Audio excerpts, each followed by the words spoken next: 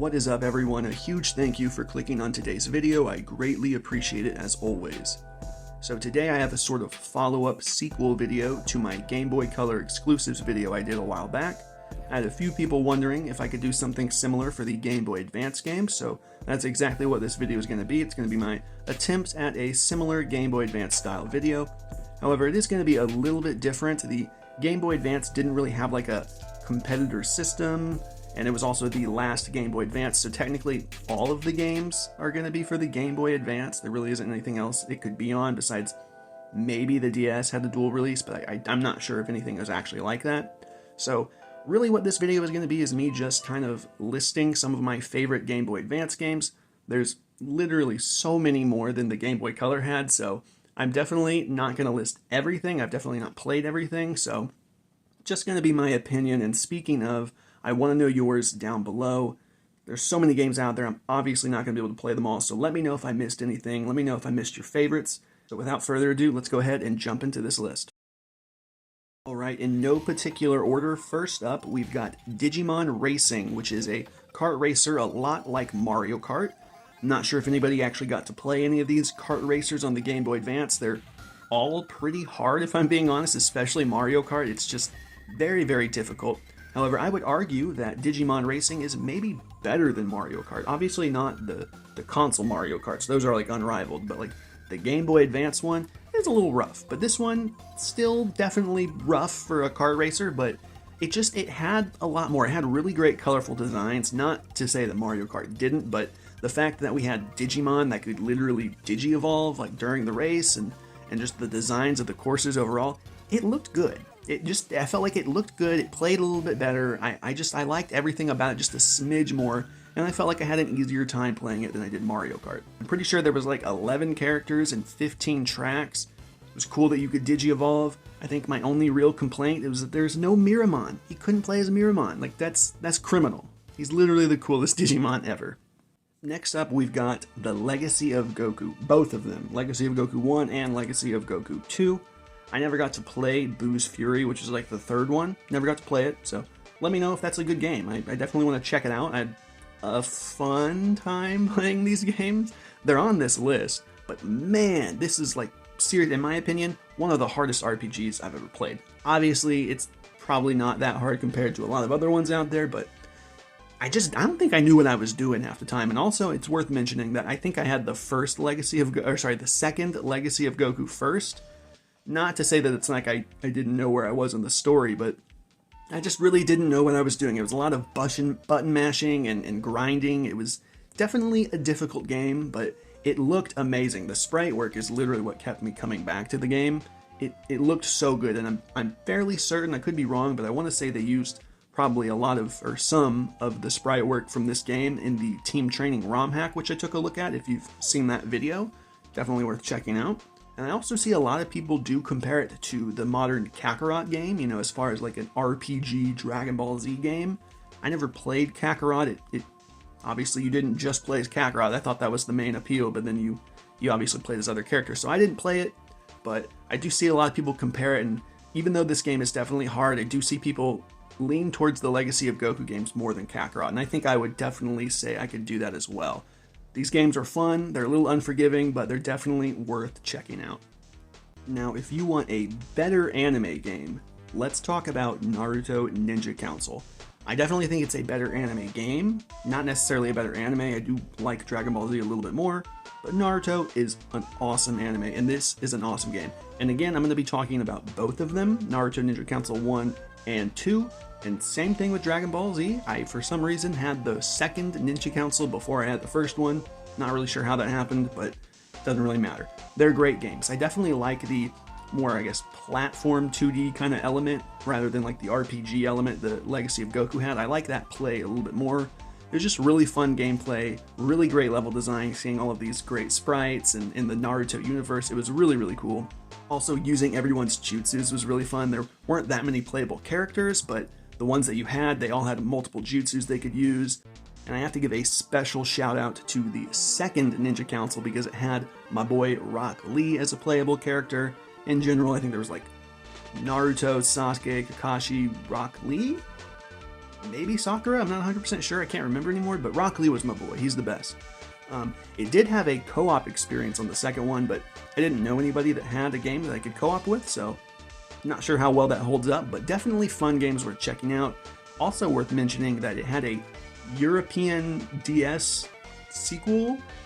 I'm pretty sure it was still called Ninja Council 2, but it technically takes place after this GBA Ninja Council, so definitely kind of want to check that out. I'm not sure if it's worth checking out, but it's a European exclusive, which is kind of interesting. Now we've got Super Monkey Ball Jr. I don't know if anybody thinks these games are maybe too childish. I think they're meant to look kind of childish, but they're fun. They're really fun games. Definitely hard and challenging gameplay for sure. You gotta know when to take turns and just be good about taking turns. That's the big thing. Turns will screw you over, or going too fast and you'll just fly off the edge really fast. It's a very, very fun game, definitely challenging. It reminds me a lot of Kirby Tilt and Tumble, which I talked about in my last video. Obviously that uses an accelerometer, this game does not, but similar-esque gameplay, you know, controlling a rolling object, basically. For some reason though, I was only ever good at the GameCube one. That was the first one I played, and every subsequent game I played since, I've just been absolutely terrible at, including Super Monkey Ball Jr. Technically, it's not a direct port, but I do see that it uses a lot of the same levels from the first Monkey Ball game, so that's definitely worth mentioning, but technically we're still calling it a Game Boy Advance game. And technically, it also uses 3D graphics. Not many Game Boy Advance games use them. I'm not sure which ones all do use the 3D graphics, but even though they're maybe questionable looking 3D graphics, it's pretty cool to see what the Game Boy was capable of back then. So if you're into rolling monkeys and collecting bananas, definitely check this one out. I have no doubt some of you have probably heard of this one. It's pretty popular, but we've got Metroid Fusion.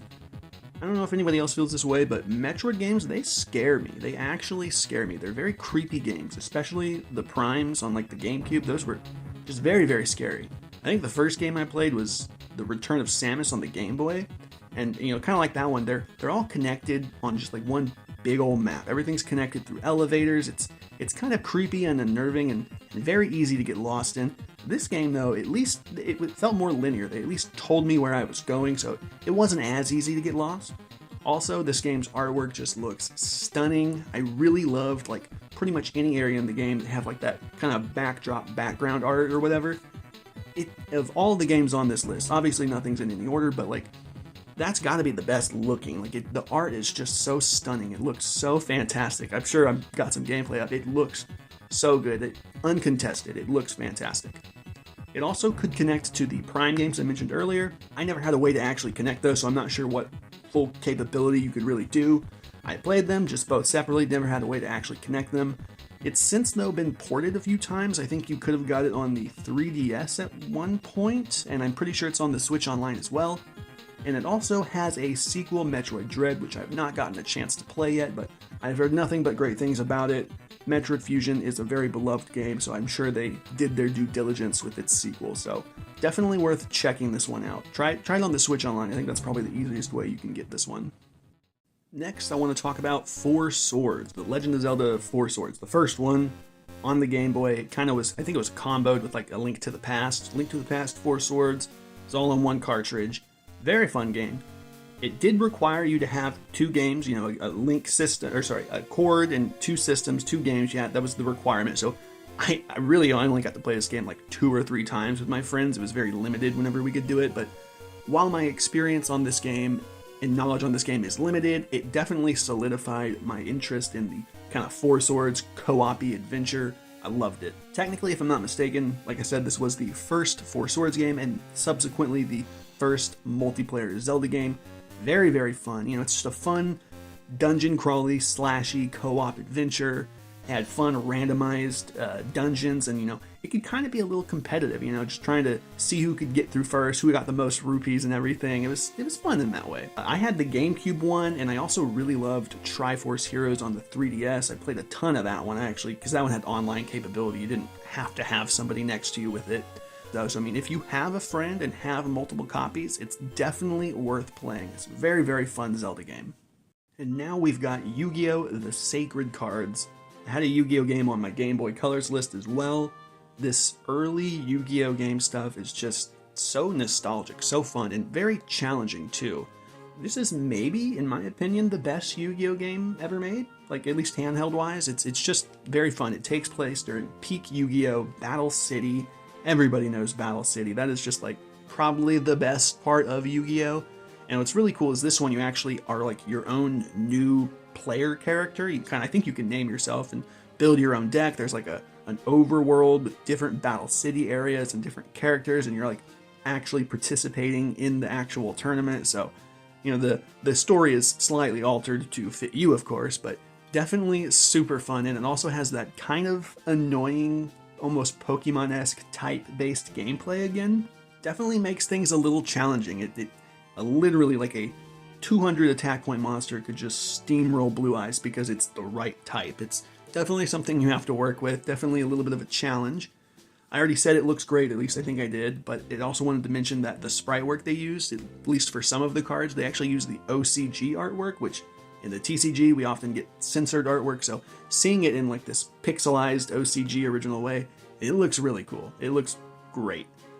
I think my one real complaint, if we want to call it that, is if you played this game, you know what I'm talking about, that sort of unstoppable ending. You can beat Merrick at the end, and then it rolls you through the credits, and then it just sits there forever, and you can't actually obtain the Winged Dragon of Ra. It sort of just sits there forever, and then you have to turn it off and back on, and there you are standing before Merrick, and you just have to fight him again. So technically you can't actually get the Winged Dragon of Ra in this game.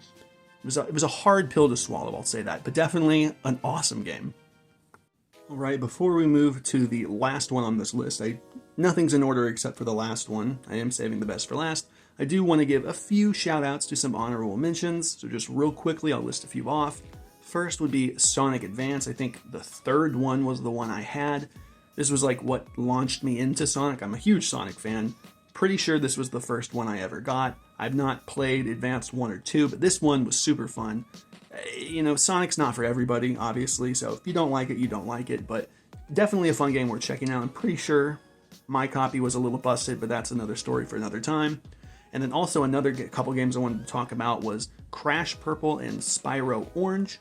If you're a fan of Crash Bandicoot or Spyro, I was more of a Spyro guy. You'll love this. It's sort of like a, you know, who doesn't love a crossover game, right? So technically two different games, Crash Purple and Spyro Orange, and they're sort of platformer adventure type games. You know, the bad guys have teamed up and you gotta beat them and everything. It's a fun game. They have some link ability. I'm not sure what all they can do together, like mini games and stuff, but just in general, it's fun to just have one of each and just have a friend and just play through them kind of simultaneously that way. That's how I would do it. Last but certainly not least, I'm sure most of you probably saw this coming, Pokemon. Obviously that is the last one on this list. Pick your poison. Any of the games, you know, you got Fire Red, Leaf Green, Ruby, Sapphire, Emerald, they're all fantastic. It's like the gift that keeps on giving. You know, there's tons of ROM hacks. That's a lot of what I do is I take a look at different ROM hacks. There's so many out there to take a look at, and people keep busting them out. It's endless fun, and even just the base games, you can just play through those 100 times, and it's fun every single time. I'm a little bit more biased towards Fire Red and Leaf Green. That's like, if you want the perfect Kanto Gen 1 experience, I highly recommend you play Fire Red and Leaf Green. They're some of the best remakes out there.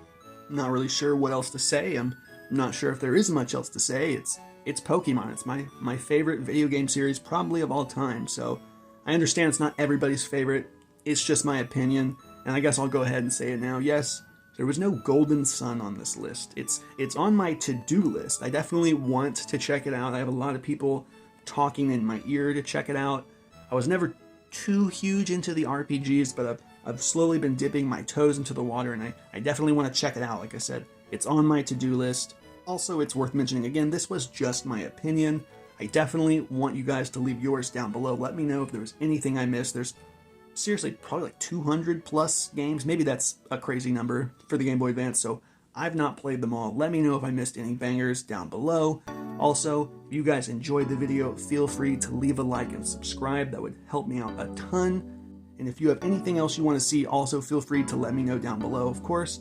And until next time, I'll see you all later.